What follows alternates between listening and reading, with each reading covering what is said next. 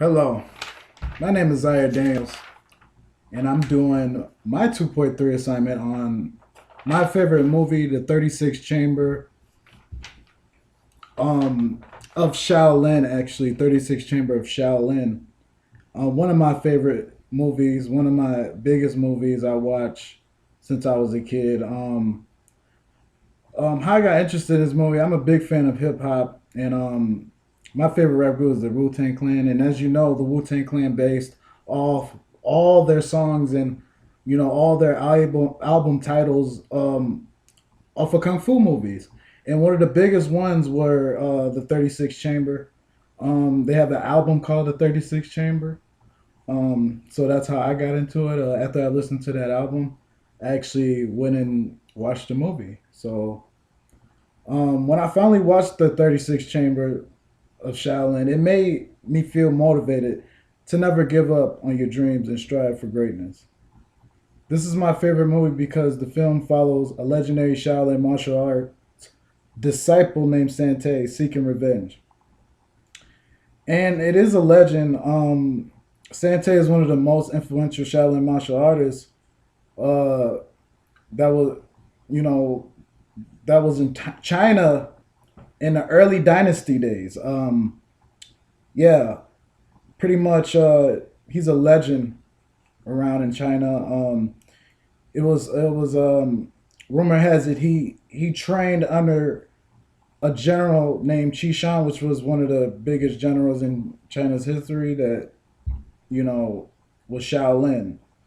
Um, what's really interesting about this film to me though is that you get to see the transitional change that Sante experiences throughout the film. Sante starts out as a young student named Lil Yud. That's his name before his monk name Sante. So he had a name before that because you get a monk name after that. But his teacher was an activist because he went to school a lot, so he was a scholar. So his teacher is an activist that wants to rebel against the Manchu government that's been treating everyone bad.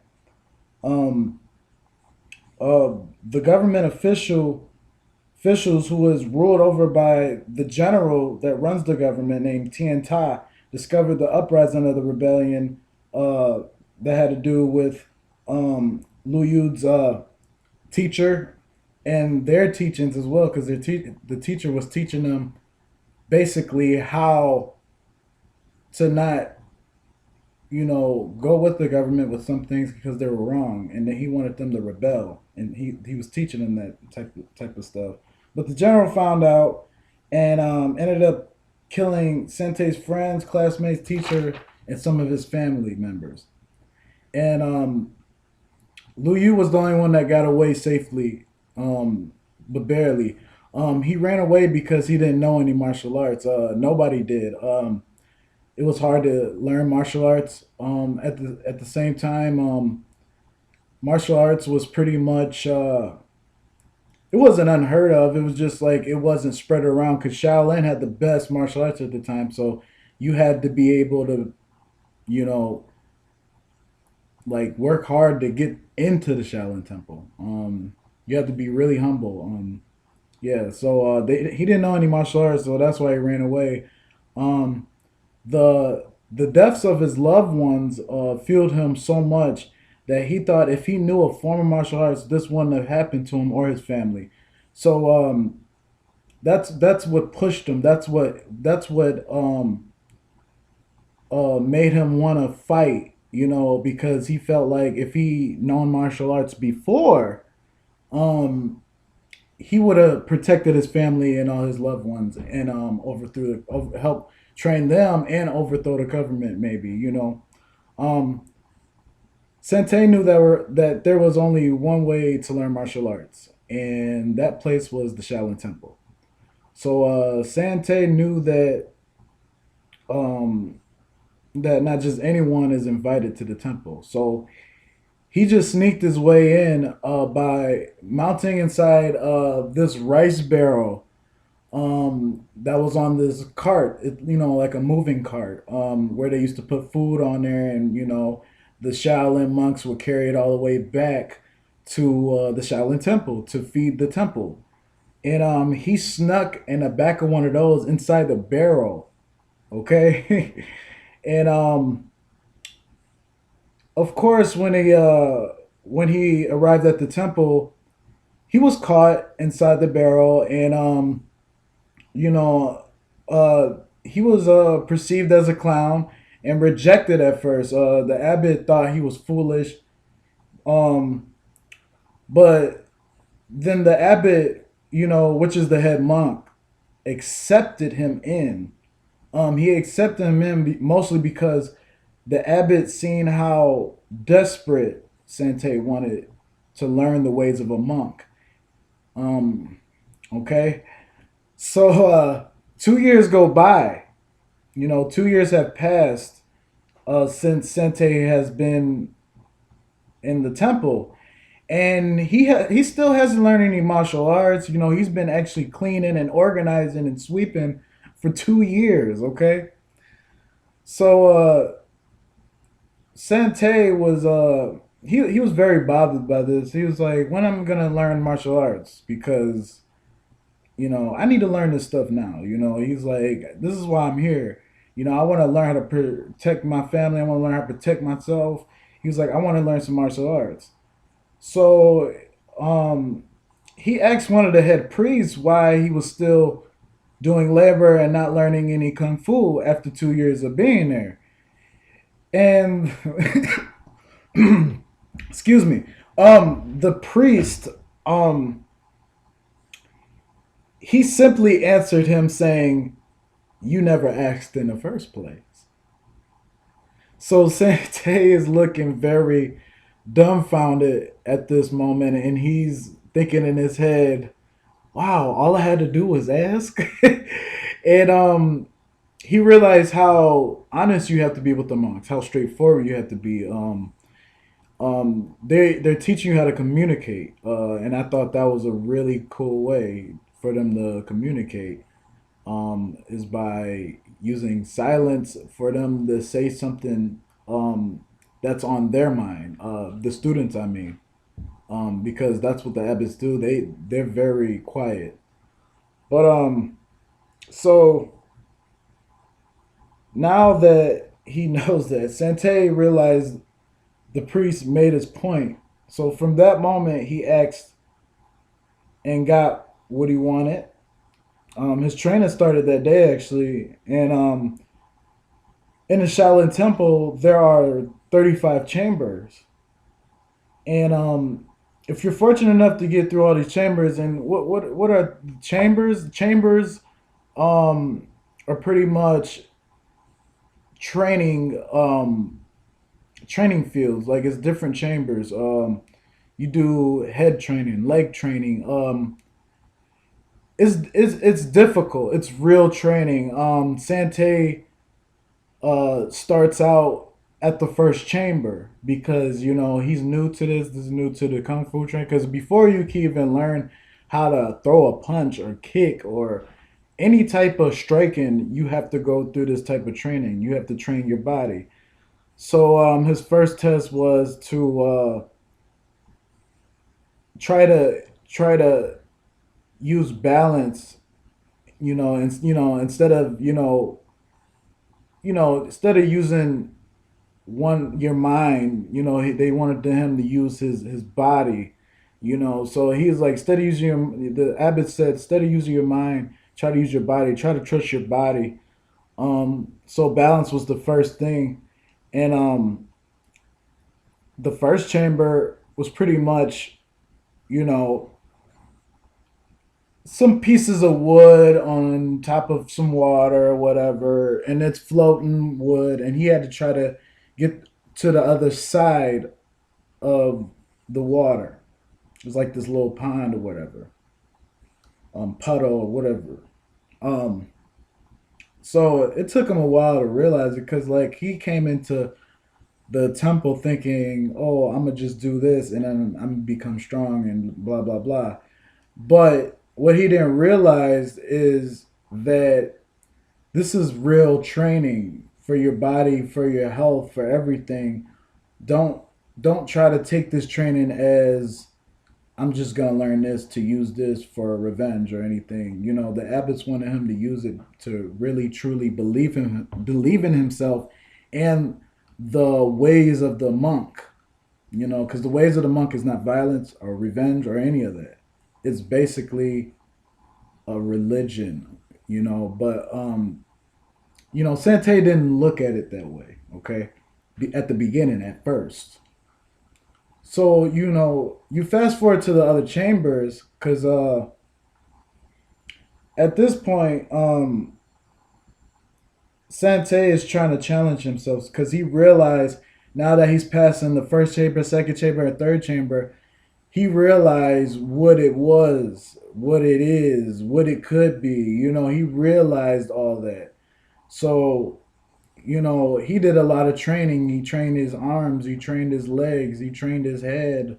Um, and it was difficult training. It wasn't easy. It was something, he had to actually put everything he had inside him before he went to that temple aside to actually learn this way of life.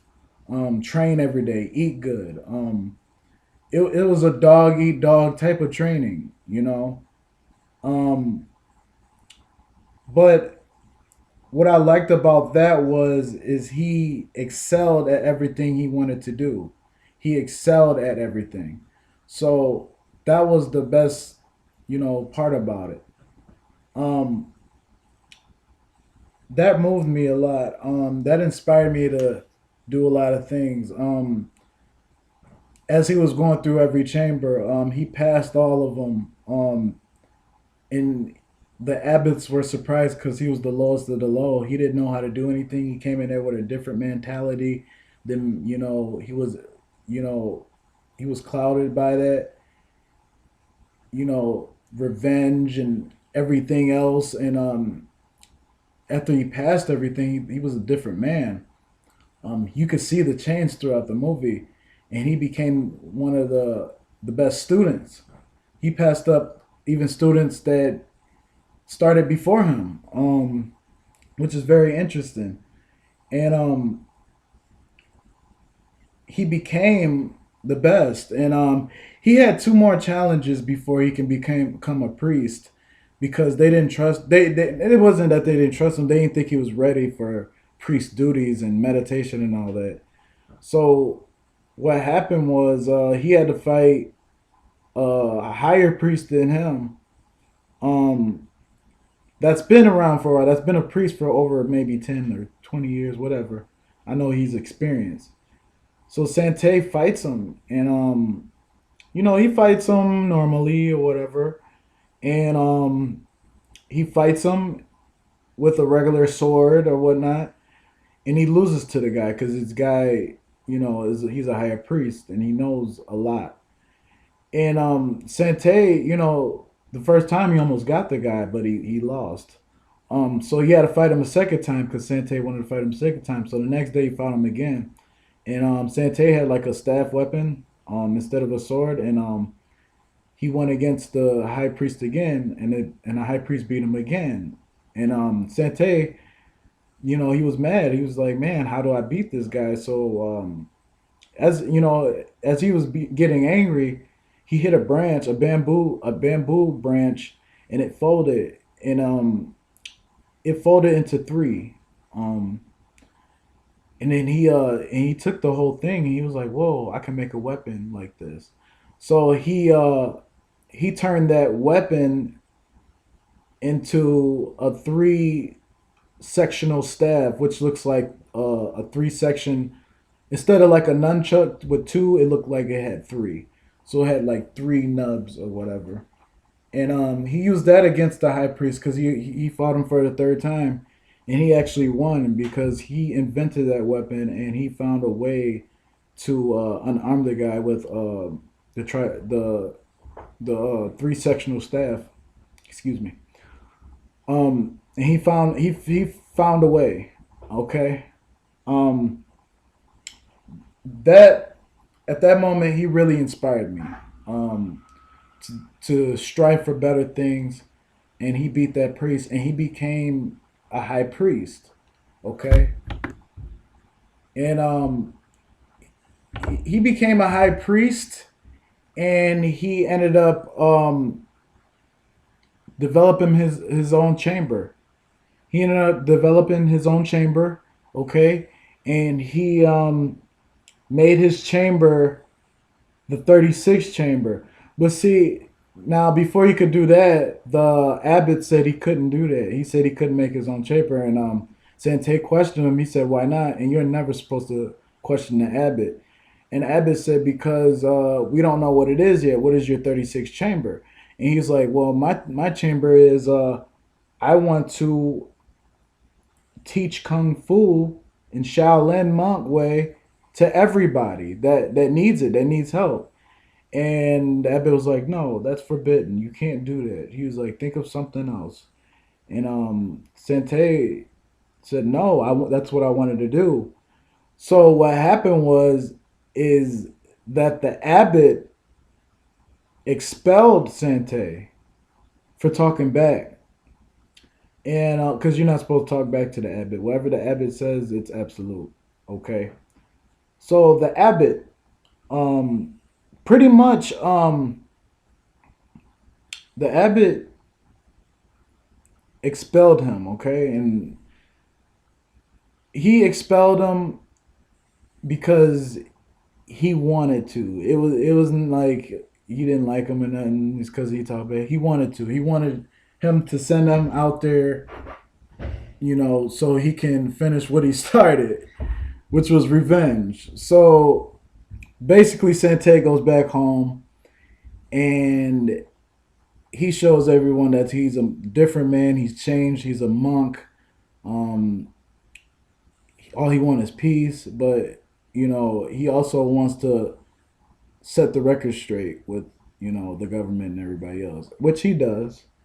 And towards the end, um, everyone's happy, and he teaches everybody kung fu, and not just kung fu. He teaches everybody respect and how you should treat each other, so they won't have a government that was corrupted ever again. So this story is very it's a very good story. I really like it. If you haven't seen it or anyone hasn't seen it, you should watch it. It's really good. You're gonna love it. Like I'm telling you, like that's the one of the best kung fu movies ever. You know what I mean? Besides Bruce Lee, and Gordon Liu plays this character Sante actually. And Gordon Liu, if you don't know who he is, he's been on Kill Bill. He's been on he's been on several other movies of Quentin Tarantino, I believe, but he was on Kill Bill. He's like the old man Pai Mei with the white hair and stuff like that. Yeah. So this is his younger days. He played this particular character, and he nailed it, man. He did really good. It's one of my favorite movies. Um, so yeah, this movie inspired me to do a lot. Like every time I watch it, it inspires me to do better. So I suggest everybody watch that. And yeah, that's my 2.3 assignment. Thank you for listening. I hope you liked it. I hope everybody checks it out. It's a great movie. Thank you.